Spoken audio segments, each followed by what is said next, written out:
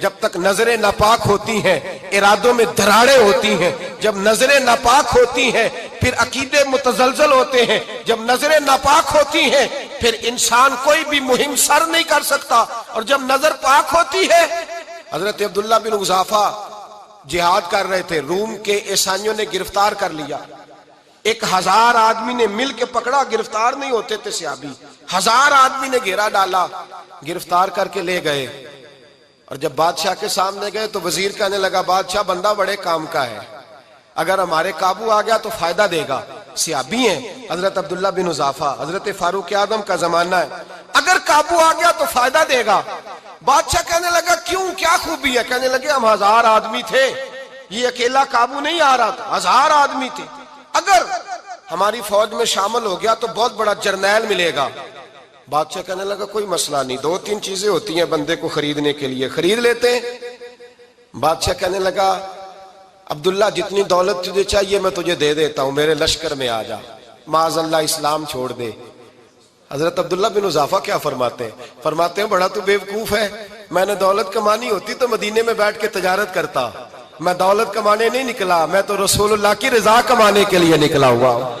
دولت کمانے ہوتی تو کسی مارکیٹ میں ہوتا، میدان میں آنا تھا، شہادت ہے مطلوب مقصود مومن، نہ مال غنیمت نہ کشور کشائی، یہ دولت تو لونڈی ہے رسول اللہ کے دروازے کی، یہ تو پیچھے پیچھے پھرتی ہے نبی پاک کے غلاموں، یہ کمانی ہوتی تو میں کسی مارکیٹ میں ہوتا، میدان میں تھوڑا ہوتا۔ عبداللہ بن حذافہ سے ایک دوسری چال چلی، کہنے لگے میاں عہدہ جو تجھے چاہیے، میں بادشاہ ہوں، میرے نیچے جو عہدہ تو کہے گا وہ تجھے مل جائے گا۔ حضرت عبداللہ بن حذافہ کہنے لگے شاید تجھے پتہ نہیں میری تعریف کیا ہے، شاید تو جانتا نہیں میری تعریف کیا ہے۔ کہا صاحب کی کیا تعریف ہے؟ کہنے لگے میں رسول اللہ کا صحابی ہوں، اور کائنات میں سب سے بڑا عہدہ مصطفیٰ کے صحابی ہونے کا عہدہ ہے۔ صحابہ وہ صحابہ تھے جن کی ہر صبح عید ہوتی تھی، خدا کا قرب حاصل تھا، نبی کی دید ہوتی تھی۔ فرمایا میں نے حضور کے جلوے دیکھے ہوئے ہیں، مجھے عہدے کی ضرورت ہی نہیں، اور میں نے عہدہ لینا ہوتا تو میں سیاست کرتا، میں تو شہادت لینے نکلا ہوں میدان میں، عہدے کا میں نے کیا کرنا ہے؟ اب بادشاہ کہنے لگا اسے قتل کر دو۔ وزیر کہنے لگا نہیں، ایک بات اور ہے، مجھے ایک چال اور چلنے دو۔ کہا وہ کیا؟ کہنے لگے میری بیٹی بڑی خوبصورت ہے، مجھے موقع دو اپنی ہی بیٹی کو سجا بنا کے، وہ جوان جس کی جوانی اتنی بڑی ہے کہ 1000 آدمی مقابلے میں کھڑا نہیں ہوتا، اس جوان کے کمرے میں رات کی تنہائی میں بنا سوار کے بی بی کو بھیجا۔ وہ بی بی کہتی ہے میں ساری رات بن سور کے اس صحابی کے کمرے میں بیٹھی رہی، لیکن یہ کیا شخص تھا، ساری رات ہی مسلح پہ بیٹھا رہا، ساری رات ہی، کچھ دیر تھک جاتا تو یہ کریم رسول پہ درود پڑھنا شروع کر دیتا۔ بی بی کہتی ہے سحری ہو گئی تو میں نے چھو کے دیکھا کہ انسان ہے کہ جن ہے، یہ بندہ ہے کہ فرشتہ ہے، چھو کے دیکھا۔ کہنے لگے پیچھے ہٹ جا۔ میں نے کہا میں نے تو سنا تھا تو 1000 کے مقابلے میں ہے، اور تو اتنا بے حس ہے کہ بنی سوری دلہن بیٹھی ہے، تو نے نظر نہیں کی؟ عبداللہ بن حذافہ، بی بی کہتی ہے نظر پھر نہیں اٹھائی، نظر پھر جھکی ہوئی ہے۔ کہنے لگے بی بی میں مجبور ہوں، اب میرے اوپر کوئی حسن نہیں چلتا، میں نے جلوہ والضحیٰ کا دیدار کیا ہوا ہے، اب میری نگاہوں میں جچتا نہیں کوئی، اس لیے کہ جیسے میرے سرکار ہے ایسا نہیں کوئی۔ کبھی بھی اب نہیں کسی کا میرے اوپر جادو چلتا، میں نے مصطفیٰ کو، اور کہا ذرا پیچھے ہٹ کے بیٹھ، مجھے میرے رسول نے غیر محرم سے بچنے کا حکم دیا ہے، ذرا پیچھے ہٹ کے بیٹھ۔ سحری کا وقت تھا، وہ بی بی کہتی ہے اس نوجوان کے جملے میرا سینہ چیر گئے، کلیجہ پھٹ گیا، چیخ نکلی، میں کفر کے عالم میں روئی۔ میں نے کہا مجھے بتا تو صحیح، آخر یہ جذبہ کہاں سے ملتا ہے، آخر یہ روشنی تو میں نے دیکھی نہیں، کہاں سے آتی ہے؟ ایک میرا باپ ہے جو بنا سور کے مجھے تیرے کمرے میں چھوڑ گیا، بتلا یہ کہاں سے کیف آتے ہیں؟ تو عبداللہ بن حذافہ کہنے لگے اگر کیف لینا ہے تو تو بھی میرے مصطفیٰ کا کلمہ پڑھ جا، آجا دروازہ رسول پہ جھک جا، مل جائے گا۔ سویرے دروازے پہ باپ آیا بیٹی سے رزلٹ لینے، دروازہ کھولا تو بیٹی نقاب پہنے باہر آئی۔ باپ کہنے لگا کیا بنا؟ کہنے لگی پیچھے ہٹ جا، تو غیر محرم ہے، کافر ہے، میں مسلمان ہوں۔ اس نے کہا کیا ہوا؟ کہنے لگی تیرے جیسے کو باپ کہوں، تیرے جیسے کو جو مجھے استعمال کر رہا تھا، میں تجھے باپ نہیں مانتی، میں اب رسول والی ہو گئی ہوں، میں حضرت فاطمہ کی کنیزہ ہو گئی ہوں، میں اب نبی کریم کی خادمہ ہوں، خبردار میرے قریب نہ آنا۔ یہ دعو بھی ناکام ہوا۔ اب حضرت عبداللہ بن حذافہ کے سامنے موت کھڑی کی، ایک کڑا میں تیل گرم کیا، کہنے لگے تجھے اس میں جلایا جائے گا۔ حضرت عبداللہ بن حذافہ رضی اللہ تعالیٰ عنہ جب جلنے کے قریب ہوئے تو رونے لگے۔ روم کا بادشاہ کہنے لگا شاید ڈر گیا ہے، کہنے لگے اب سمجھ آئی ہے، اب تجھے پتا چلا ہے، چل آ جا۔ حضرت عبداللہ بن حذافہ کہنے لگے تو کافر ہے، تیری کافروں والی سوچ ہے، اس لیے نہیں رویا کہ موت سے ڈر گیا ہوں، میں تو اس لیے رویا ہوں کہ ایک جان ہے، وہ نبی پاک پہ قربان ہو رہی ہے، کاش رب مجھے 1000 جان دیتا، میں ساری مصطفیٰ پہ قربان کر دیتا۔ فاضل بریلوی فرماتے ہیں کروں تیرے نام پہ جاں فدا، نہ بس ایک جاں 2 جہاں فدا، اور میرا 2 جہاں سے بھی نہیں جی بھرا، میں کروں کیا کہ کروڑوں جہاں نہیں۔ اور میاں صاحب فرماتے ہیں وہ کچا رنگ للاری والا جیڑا چڑھدا لیندا رہندا، اے عشق تیرے دا رنگ محمد چڑھ جائے پھر نہیں لیندا، عشق تیرے دا رنگ محمد چڑھ جائے پھر اے نہیں لیندا۔ میرے بھائی وہ روم کا بادشاہ کہنے لگا دنیا میں نے بھی بڑی دیکھی ہے، پر جیسے پاک صاف مصطفیٰ کے غلام دیکھے ایسا میں نے کوئی نہیں دیکھا۔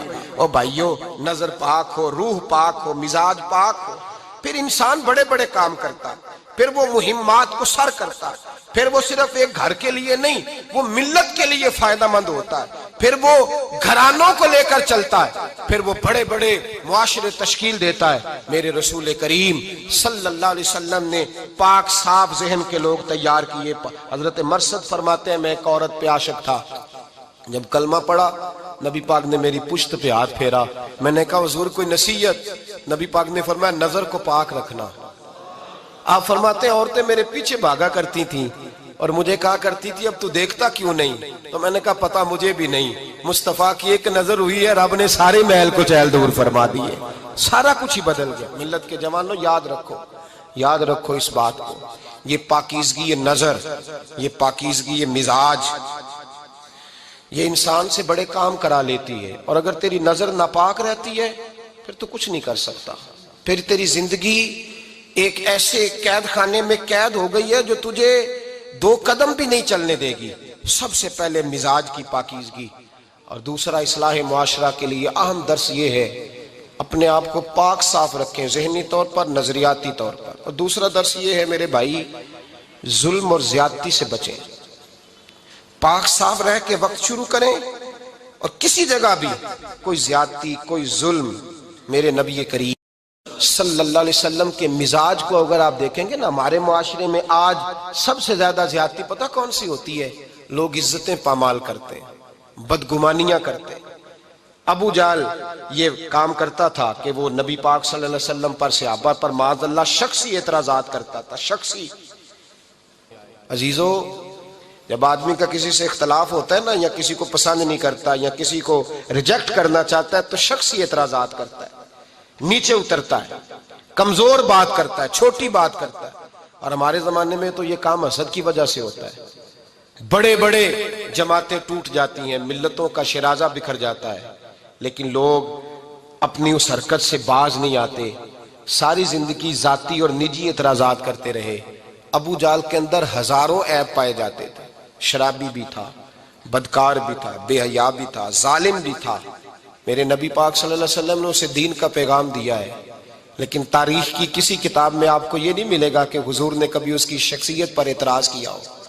یہ فرمایا ہے کہ بڑا فرعون ہے اس امت کا، لیکن نیچے اتر کر کبھی اس کی ذاتی اور شخصی زندگی پر کوئی زیادتی صحابہ کی طرف سے اور نبی پاک کی طرف سے، بہت بڑی بات سمجھا رہا ہوں اگر آپ کی سمجھ میں آئے تو، ہم ذاتیات پر اترتے، ذات پر اتر کر زیادتی کرتے، ذات پر۔ ہمارا اب ظلم نجی سطح سے شروع ہو رہا ہے اور پوری ملت کو لپیٹ میں لے رہا ہے، پوری ملت کو۔ چھوٹی چھوٹی زیادتیاں ہیں جو پورے معاشرے کو اپنی لپیٹ میں لیتی ہیں۔ میرے نبی کریم علیہ السلام نے جو دین ہمیں دیا ہے وہ خیر خواہی کا مذہب ہے، وہ بھلا کرنے کا مذہب ہے، وہ کام آنے کا مذہب ہے، وہ ظلم سے بچنے کا مذہب ہے۔ میرے نبی پاک نے فرمایا ظلم سے بچ جانا، قیامت کے اندھیروں میں جو بڑا اندھیرا ہوگا وہ ظلم ہوگا۔ اصلاح معاشرہ کانفرنس کا پہلا سبق میں نے عرض کیا کہ نظر کو، ذہن کو، سوچ کو پاک رکھیں، اور دوسرا زندگی میں کبھی زیادتی نہ کریں۔ کبھی بھی اپنے مخالف پر بھی کبھی شخصی ذاتی اور نجی اعتراضات نہ کرے. یہ انسان کے اندر کا ظلم ہوتا ہے. ہمارے گھروں کے اندر سے ظلم جنم لینے لگا ہے. روز بہو پہ تیل چھڑکا جاتا ہے, روز کسی نہ کسی شہر سے, اپنے ہی گھر سے, اپنے ہی چراغ کو بند کرنے کی خبر نکلتی ہے. سڑکوں پہ, چوکوں پہ, چوراہوں میں غریب مسلے جاتے ہیں. جس کے ہاتھ جہاں تک پہنچتے ہیں وہ وہاں تک معاذ اللہ زیادتی کر گزرتا ہے. اگر قوم ظلم سے بچنے لگے, زیادتی سے بچنے لگے, تکلیف دینے سے بچنے لگے تو معاشرہ سنور جائے گا. میرے رسول کریم علیہ السلام نے اپنے غلاموں سے پوچھا تھا, بتاؤ مفلس کون ہوتا ہے؟ کون ہے جس کے پاس کچھ نہیں ہوتا؟ صحابہ نے کہا یا رسول اللہ جس کے پاس پیسے نہ ہو. بخاری مسلم متفق علیہ حدیث ہے. نبی کریم نے فرمایا نا بھائی, مفلس تو وہ ہوگا جو قیامت کے دن احد پہاڑ کے برابر نیکیاں لے کے آئے گا. یا رسول اللہ اتنی نیکیاں پھر بھی مفلس ہے, پھر بھی غریب ہے؟ تو نبی پاک نے فرمایا نیکیاں پہاڑ کے برابر ہیں پر اس نے چغلیاں بڑی کی ہیں, غیبتیں بڑی کی ہیں, مذاق بڑے اڑائے, اس نے لوگوں پر پھبتیاں بڑی کسی ہیں, تان و تشنی بڑے کیے, ظلم بڑے کیے, گالی بڑی دی, لوگوں کے بارے میں بری باتیں کی. اب رب کریم نے وہ ساری نیکیاں ان لوگوں میں بانٹ دی. یہ مفلس ہو گیا, غریب ہو گیا. زیادتی نہیں کریں, ظلم نہ کریں. اپنی نجی زندگی سے لے کر, گھر کے اندر سے لے کر اجتماعی زندگی تک زیادتی سے بچیں. میرے نبی کریم علیہ السلام نے اپنے غلاموں کو یہ درس دیا ہے, دیکھنا کبھی زیادتی نہ ہونے پائے, دیکھنا کہیں ظلم نہ ہونے پائے, دیکھنا کسی شخص کو تمہارے قول فعل سے, تمہارے مزاج سے تکلیف نہ پہنچے. میرے بھائیوں, حضرت وہب ابن منبہ علیہ رحمہ فرماتے ہیں کہ بنی اسرائیل کے اندر ایک بادشاہ محل بنانے جا رہا تھا.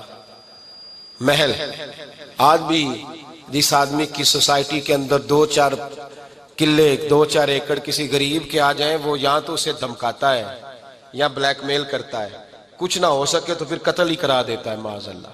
اور یہ خبریں عام ہمیں سننے, پڑھنے اور دیکھنے کو ملتی ہیں. بادشاہ محل بنانے جا رہا تھا.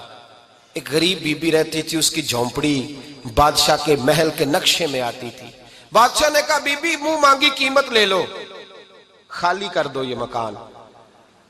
بزرگوں کو اپنے جھونپڑیوں سے بڑی دلچسپی ہوتی ہے. بچے سوسائٹیوں میں چلے جاتے ہیں, ابا جی کہتے ہیں مجھے گاؤں میں رہنے دو, میرا یہی دل لگتا ہے, مجھے اس گھر سے دلچسپی ہو گئی.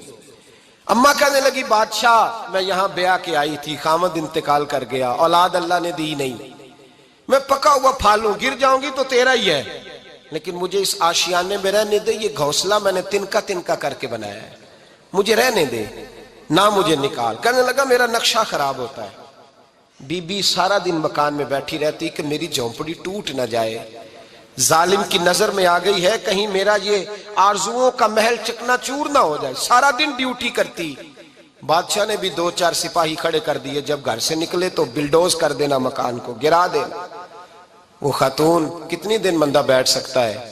ایک دن سر شام گھر سے نکلی, 2-1 گھنٹے کے بعد واپس آئی تو مکان گر گیا تھا, دیوار بن گئی تھی.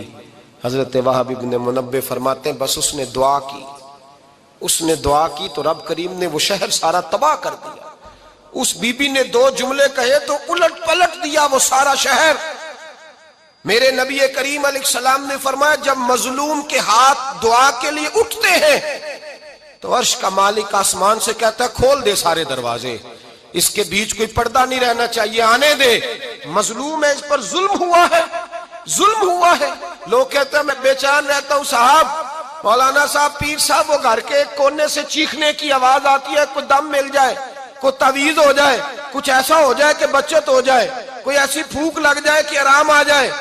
تو میں کہتا ہوں بھائی اگر بڑے دم کرانے سے بھی فرق نہیں پڑا, اگر بڑے تعویذ لینے سے بھی چیخیں بند نہیں ہوئی, تو ذرا ٹٹول کے دیکھ لو کہیں کسی یتیم کی آہیں ہی نہ دفن ہو وہاں, کہیں کسی غریب کا گوشت تو نہیں دبا لیا, کہیں کسی کو لوٹ کے تو دیوار نہیں بنا لی, کہیں کسی کا مکان پہ قبضہ کر کے تو نہیں بنایا. اگر لوٹ اور حرام کا مال ہو تو پھر چیخیں بند نہیں ہوتی, پھر سکون سے سویا نہیں جاتا, پھر وہاں آرام کی نیند نہیں آتی.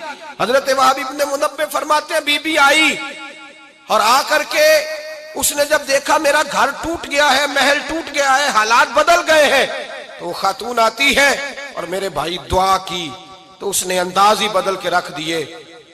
مکان سے نکلی تو مکان ٹوٹ گیا, اور فرماتے ہیں واپس آئی تو ہاتھ پھیلا کے پتہ کیا کہتی ہے کہتی اے اللہ میں تو موجود نہیں تھی، بتا تو کہاں گیا تھا؟ تو بھی موجود نہیں تھا، میں تو نہیں تھی، پر تو کہاں تھا؟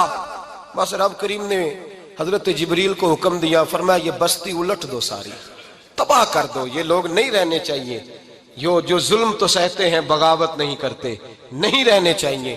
صاحب طبقات کہتے ہیں میرے مصطفیٰ کریم سید عالم صلی اللہ علیہ وسلم کے وصال ظاہری کے ایام قریب آئے تو حضور نے سرخ پٹی باندھی، تیز بخار ہے نبی کریم کو، 2 صحابہ سہارا دے کے مسجد میں لائے، نبی پاک علیہ السلام کو بظاہر سہارا دے کے لایا گیا۔ کریم رسول نے لوگوں کو جمع کیا، حضور آج کیا ہونے والا ہے، آج کیا کہا جائے گا، آج کس لیے میٹنگ بلائی ہے؟ نبی کریم کے کل صحابہ جب مسجد میں جمع ہوئے تو کھچا کھچ مسجد بھری ہے۔ وصال ظاہری سے چند یوم پہلے کی بات، نبی پاک نے فرمایا آج تمہیں کوئی جہاد کی ترغیب نہیں دینی، آج کوئی نیا پیغام نہیں دینا، آج تمہیں بتانا ہے کہ رب نے اپنے بندے کو اختیار دیا ہے، چاہے تو دنیا میں رہے، چاہے تو اس کی بارگاہ میں حاضر ہو جائے۔ اس عبد نے بارگاہ ربوبیت کی طرف لوٹنے کا ارادہ کر لیا ہے۔ حضرت صدیق اکبر رونے لگے تو صحابہ نے کہا تمہیں کیا ہوا؟ کہنے لگے سمجھ نہیں رہے، کسی کی بات نہیں کر رہے، نبی پاک تو اپنی بات فرما رہے ہیں، اس نے جانے کا ارادہ کر لیا۔ سنیے میرے بھائی، محبوب پاک نے فرمایا بھائی کسی شخص کو میری طرف سے کوئی تکلیف پہنچی ہو تو بدلہ لے سکتا ہے، بدلہ لے سکتا ہے، کسی کو تکلیف پہنچی ہو۔ صحابہ پھوٹ کے رونے لگے، محبوبہ کرم ہی کرم ہوا ہے، رحمت ہی رحمت آئی، آپ کے بارے میں گمان کرنے والا بھی دائرہ ایمان سے نکل جائے گا۔ حضور آپ کیا فرما رہے ہیں؟ فرمایا نہیں بھئی اٹھو۔ پیچھے سے جناب عکاشہ بن محصن اٹھے، ہاتھ کانپتے ہیں، آگے بڑھے، کہنے لگے یا رسول اللہ ایک جنگ کے موقع پر آپ نے درہ مارا تھا، ننگی پیٹھ پر صفیں سیدھی کراتے، بات دل میں رہ گئی ہے، میں نے بدلہ لینا ہے۔ نبی کریم نے فرمایا بلال دوڑ کے جاؤ، فاطمہ کے گھر درہ پڑا ہے، درہ لاؤ۔ سیدنا بلال حبشی کہتے میں گیا، دستک دی سیدہ طیبہ طاہرہ، حضرت فاطمہ فرمانے لگی بلال کیسے آئے ہو؟ اماں جی وہ درہ چاہیے تھا۔ سیدہ کو تشویش ہوئی، کہنے لگے بلال نہ تو جنگ پہ جانا ہے، نہ جہاد ہے، نہ کوئی ایسا موقع ہے، حضور کی تو طبیعت مبارک بظاہر بڑی علیل ہے، درہ کیا کریں گے؟ حضرت بلال عرض کرنے لگے اماں جی ایک صحابی بدلہ لینے لگے ہیں، صاحب طبقات نے جملے لکھے ہیں، کہتے ہیں بی بی صاحبہ نے درہ بھی دیا اور امام حسن حسین کو بھی باہر نکالا۔ فرمانے لگی عکاشہ سے کہنا 100 درے مارے، ان 2 شہزادوں کے جسم پر نبی پاک کے قریب نہ جائے، میں نے 2 بچے پیدا ہی اپنے محبوب پر قربان کرنے کے لیے کیے، ان کو لے جائے۔ حضرت بلال کہتے ہیں میں 2 شہزادے لے کے آیا، اور جب دروازے میں میں لے کے پہنچا تو نبی پاک نے دیکھا تو آنکھوں میں آنسو آ گئے، فرمایا ان کو بٹھا دو، مجھے پتا ہے فاطمہ نے کیا کہہ کے بھیجا ہے۔ حضرت سیدنا بلال فرماتے ہیں درہ میں نے جناب عکاشہ کو دیا، حضرت عکاشہ درہ لے کے آگے جو بڑھے تو حضرت ابوبکر صدیق نے ان کے پیروں پہ ہاتھ رکھا، فرمایا عکاشہ میری طرف آ یار، مجھے مار درے، نبی پاک کے قریب نہ جا۔ مصطفیٰ کریم نے فرمایا ابوبکر تو ہٹ جا، اسے آنے دے۔ فرماتے ہیں میں چند قدم آگے گیا تو مولا علی شیر خدا نے میرے پیر پہ ہاتھ رکھا، کہنے لگے عکاشہ سوچ تو صحیح تو کیا کر رہا ہے؟ حضور نے فرمایا علی ہٹ جاؤ، میرا اور ان کا معاملہ ہے۔ جناب عکاشہ آگے بڑھ رہے، نبی کریم نے فرمایا میں اپنی امت کو درس دینا چاہتا ہوں، خبردار خبردار زندگی میں تمہارے ہاتھ سے زبان سے کسی کو تکلیف نہ پہنچنے پائے، خبردار یاد رکھنا وہ معاشرے بگڑ جاتے ہیں، وہ معاشرے تباہ کر دیے جاتے ہیں جہاں ظلم ہوتا ہے، جہاں زیادتی ہوتی ہے، جہاں لوگوں کو ستایا جاتا ہے۔ محبوب کریم کے قریب آئے حضرت عکاشہ کہ حضور میری پیٹھ ننگی تھی، آپ بھی ذرا کپڑا ہٹائیے۔ نبی کریم نے پیٹھ سے کپڑا ہٹایا، جناب عکاشہ نے درہ جو اٹھایا تو صحابہ کی چیخیں نکلی، حضرت عکاشہ نے درہ دور پھینکا، حضور کے بطن اطہر سے لپٹ گئے، چومنے لگے، کہنے لگے حضور وہ تو صفیں سیدھی کراتے لگ گیا تھا، آپ نے کہاں مارا تھا؟ یا رسول اللہ میں تو بہانہ بنا رہا تھا کہ جاتی دفعہ مجھے وجود چومنے کا موقع نصیب ہو جائے، مجھے یہ موقع نصیب ہو جائے۔ میرے حبیب نے فرمایا جس نے جنتی دیکھنا ہو میرے عکاشہ کی زیارت کر لے۔ بھائی ظلم کا دروازہ کھلا ہوا ہے اور لوگ بھول جاتے ہیں زیادتی کرتے ہوئے، وہ بہو سے ہی کیوں نہ کریں، وہ اپنے گھر کے بھول جاتے ہیں کہ شاید پوچھنے والا کوئی نہیں، شاید میزان نہیں لگے گا۔ ایران کے بادشاہ نے اپنے بیٹے کو پڑھانے کے لیے ایک استاد صاحب کا بندوبست کیا، استاد صاحب کو کہا کہ میرے بچے کو دین پڑھائیے، میں چاہتا ہوں کل اس نے انان حکومت کو سنبھالنا ہے تو یہ دین سے آگاہ ہو جائے، اس کو کچھ سکھائیے، پڑھائیے۔ بہت نیک بزرگ بڑے درویش عالم پڑھانے لگے، اسباق مکمل ہو گئے، دین کے اسباق قرآن مجید پڑھایا، احادیث طیبہ کا درس دیا، اصول فقہ سے روشناس کرایا۔ جب بچے نے مکمل تعلیم حاصل کر لی اور آمین ہو گئی، دستار ہو گئی، فارغ ہو گئے، تو پھر ایک دن استاد صاحب نے کہا بیٹے کل تم نے ضرور آنا ہے، کچھ بات کرنی ہے۔ شہزادہ گیا ملنے استاد صاحب سے، استاد صاحب نے کنڈی لگا لی، ہاتھ میں درہ پکڑ لیا، مار مار کے پورے وجود کو زخمی کر دیا، کوئی غلطی نہیں، کوئی بات نہیں، مارا۔ اب بچہ آیا آ کے بادشاہ سلامت سے کہا کہ ابا جی سمجھ نہیں آئی، بڑا مارا ہے استاد۔ تو سیانے تھے نا بادشاہ، یہاں تو قاری صاحب روز کٹہرے میں کھڑے ہوتے ہیں، مولوی صاحب آپ نے میرے بچے کو کیوں مارا ہے؟ آپ 8,000 کے مولوی ہیں، میرا کئی کروڑ کا بچہ ہے، سویرے بدل لیں گے، خبردار آپ نے بچے کو ہاتھ لگایا، اپنی حیثیت میں رہے معاذ اللہ۔ جو قومیں استادوں کو کٹہروں میں کھڑا کرتی ہیں وہ ترقی نہیں کر پاتی، جو استادوں کو کٹہروں میں روز کھڑا کرتے۔ کہا ابا جی بڑا مارا ہے، تو والد بڑے سمجھدار تھے، کہنے لگے بیٹا استاد باپ ہوتا ہے، وہ زیادتی نہیں کرتا، کوئی بات ہوگی میں تیرے استاد کو کٹہرے میں نہیں بلاؤں گا۔ اماں سے بات کی، اماں کہنے لگی بیٹا میں تیرے باپ سے کیسے بات کروں، ڈر آتا۔ وقت گزر گیا، 22 سال بیت گئے، 22 سال گزر گئے، بادشاہ کا انتقال ہوا، شہزادہ تخت پہ بیٹھا، پہلا حکم یہ دیا کہ میرے استاد کو بلاؤ، پہلا حکم۔ استاد جی بوڑھے ہو گئے تھے، چھڑی کے اوپر ٹیک لگا کے آئے اور بھویں سفید ہو کے جھک گئی تھیں، یوں آنکھ کھول کے بڑی مشکل سے دیکھا، کہنے لگے شہزادے حکم ہو۔ کب میں شہزادہ نہیں، اب میں بادشاہ بن گیا ہوں۔ استاد جی 22 سال بیت گئے، آپ نے مارا تھا، پر وہ درد چونکہ زیادتی کی تھی، میرا قصور کوئی نہیں تھا، تو نہ میری روح سے درد گیا ہے نہ میرے جسم سے گیا ہے، میں بے اختیار تھا، پوچھ نہیں سکتا تھا، آج با اختیار ہوا ہوں۔ سب سے پہلے پہلا حکم آپ کو دیا، بلایا ہے، بتائے کیوں مارا تھا، کیوں مجھے مارا تھا، میری زیادتی بتائے۔ تو استاد، بوڑھے استاد کی آنکھیں آنسوؤں سے بھر گئیں، کہنے لگے بیٹے بس آج کے دن کے لیے مارا تھا، یہ جو دن آ گیا نا میری زندگی میں اس لیے مارا تھا، یہ میں چاہتا تھا میری زندگی میں وقت ہے، آج کے بس میری مراد پوری ہو گئی۔ کہا صاحب کس لیے، مجھے بھی سمجھائیں۔ آپ فرمانے لگے کتنی دیر ہو گئی تجھے مار کھائے ہوئے، کتنا زمانہ بیت گیا؟ کہنے لگا 22 سال۔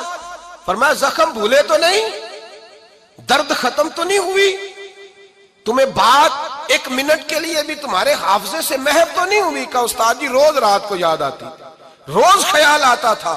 استاد کہنے لگے بھائی تو بے اختیار تھا، پوچھ نہیں سکا، 22 سال تجھے یاد رہا، مجھے پتا تھا تو ایک دن حکمران بنے گا، میں نے تجھے اس لیے مارا تھا کہ بیٹے یاد رکھنا، کسی پہ ظلم نہ کرنا، اگر تجھے 22 سال تک یاد رہا ہے تو جس پر تو ظلم کرے گا اسے بھی قیامت تک یاد رہے گا، اور یہ یاد رکھنا تو آج با اختیار ہوا تو تو نے مجھے بلا لیا ہے، قیامت کے دن غریب با اختیار ہو جائیں گے، مظلوم با اختیار ہو جائیں گے، وہ با اختیار ہوں گے للہ الواحد القہار، رب کریم کی بارگاہ کے اندر ان کا اختیار ہوگا، اکیلے اللہ کی حکمرانی ہوگی، پھر وہ بلائیں گے بڑے بڑے کج کلا، دنیا میں جن کی پگڑیاں اونچی تھیں وہ سر جھکائے کھڑے ہوں گے، دنیا میں جو ڈکٹیٹر بنتے تھے ان کی پشتیں لال ہوں گی، ان کو غدار لکھا جائے گا، قیامت تک نہیں بھولے گا۔ ظلم کرنا تو سوچ سمجھ کے کرنا، اتنا کرنا جتنا تم سہ سکتے ہو، اتنی زیادتی کرنا جتنی قیامت میں تم برداشت کر سکتے ہو۔ میرے نبی کریم صلی اللہ علیہ وسلم نے فرمایا ظلم سے بچو، یہ قیامت کے اندھیروں میں سے ایک اندھیرا ہوگا، زندگی میں زیادتی نہ کریں، اگر تھوڑی دیر کے لیے کوئی چیز برداشت کر جائیں گے تو وہ فائدہ دے جائے گی، کچھ دیر کے لیے اگر سہ جائیں گے تو نفع مل جائے گا، سہنے کی کوشش کریں لیکن زیادتی نہ کریں، نظر کو، سوچ کو، ذہن کو پاک رکھیں، اور میرے بھائی زندگی پوری ظلم سے بچیں، زیادتی سے بچیں۔ امیر المومنین حضرت جناب سیدنا عمر فاروق رضی اللہ تعالیٰ عنہ رات گھر میں تھے تو رونے لگے، بڑی دیر تک روتے رہے، والدہ اٹھی تو صاحبزادے سے کہنے لگی پتہ کرو تمہارے باپ کو کیا مسئلہ ہے۔ شہزادے آئے، کہنے لگے امیر المومنین والد گرامی کیا ہوا؟ تو حضرت عمر فاروق کہنے لگے بیٹا اپنی اماں کو بلاؤ۔ والدہ آ گئیں، کیا بات ہے، کچھ طبیعت خراب ہے تو حکیم کا بندوبست کیا جائے۔ تو حضرت عمر کہنے لگے کچھ بھی نہیں، آج مسجد سے نکلا ہوں تو نبی پاک کے صحابہ میری تعریفیں کر رہے تھے۔ یہ حضرت فاروق اعظم کے وصال کے قریب کے دن ہے، تعریفیں تو حضرت یہ رونے کی بات ہے کہ خوش ہونے کی؟ آپ فرمانے لگے نہیں، سوچتا ہوں باہر تو میں اچھا رہا ہوں، پتہ نہیں گھر میں ہی کوئی زیادتی نہ ہو گئی ہو، پتہ نہیں تمہارے ساتھ بھی میرے معاملات ٹھیک تھے کہ نہیں، صحابہ تو تعریف کرتے ہیں، رو رہا ہوں۔